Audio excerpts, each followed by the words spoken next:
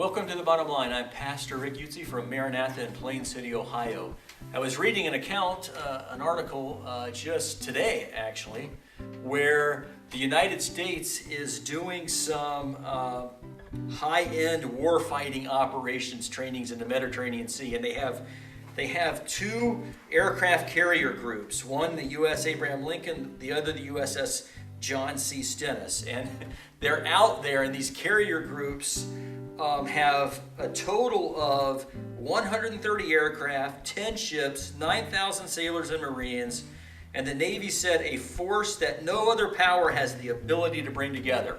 So no other force on earth can bring two of these carrier groups together with that much power, that much manpower, aircraft, and all that stuff. And why are they doing it? They're doing it to send a message to Russia, because Russia's also increasing their presence there, right? And so the United States wants to send a message that we're the most powerful. So that's the message we want to send. That's the message you should get. Don't mess around too much, right? And so I was thinking about power and you know what it is in the world, and what we think about as power, even individually. And God has a much different view of power. Like, God is the all-powerful, all-wise being, right?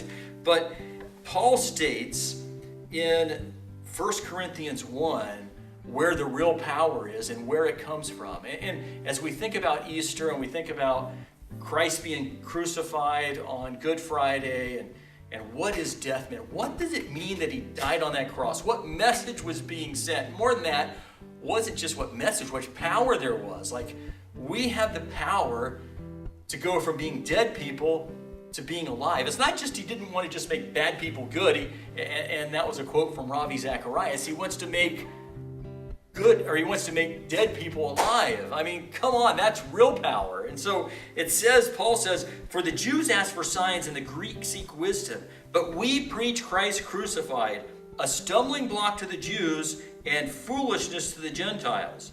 It says, yet to those who are called, both Jews and Greeks, Christ is the power of God and the wisdom of God. So here we have Paul saying, you know what I preach? I preach Christ crucified. And you know what that means? That is a stumbling block to the Jews, or a scandal. It was scandalous to be killed on a cross. I mean, it was absolutely agonizing and painful, not just to be on the cross, but for people to watch it. The slow death, the agony people were in. It was for slaves who committed bad crimes.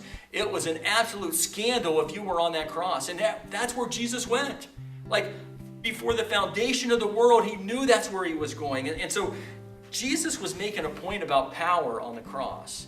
And not only about that power on the cross, he was making a statement about what it means to be weak, and what it means to be humble, and what it means to be insignificant, and what it means to be despised. You know, Jesus, who was the Son of God and the Son of Man, he was all powerful, and yet he came and was born to a poor family. He was even looked down upon by his own family when he started his ministry. He was unknown and insignificant for the first 30 years of his life, outside of that Christmas morning when the angels came and proclaimed the message. Like, where was he? Nothing's hardly ever written about him until he started his ministry, and then he turned the world upside down on its head. Not just because of the power he had to calm the seas and to heal, but because he associated with the weak and the poor and the insignificant and the despised. He gave value and significance to the people who were looked down upon. He was one of them. He talked with them. He was with them and touched them. He touched lepers. He did all these things to the poor and the insignificant. He showed what it means to have real power. He showed when he says that the last in this life are going to be the first in heaven. He walked it. And he showed by going to that cross that he could overcome death. And he is our power. It says in 1 Corinthians, he is our power and our wisdom. And so what he was trying to show the world was that there is significance, or there is value in other people who are insignificant and poor and weak. And you look at our world today, the secular world, and a lot of them, you know, I know a lot of people want to be powerful and they want to be rich and they want to be famous, but you'll have a lot of people in the secular world that say, no, we need to look after the poor and the less fortunate. You want to know where that comes from? Like, here's the bottom line. That comes from Jesus Christ himself. That comes from Christianity. Some of the values that we have in our secular world today who want to deny Jesus Christ and who he was. That is where the values come from. It wasn't there in other ancient cultures. It's Christianity that has an influence on the Western world, whether they want to admit it or not. So don't let people shame you for your beliefs in Jesus Christ. Right? It's Jesus Christ who showed us that he placed his kingdom into the hands of the weak and insignificant, you and I, because the power is in Jesus Christ that lives inside of us. And we live out of victory, though we may not see it on this earth.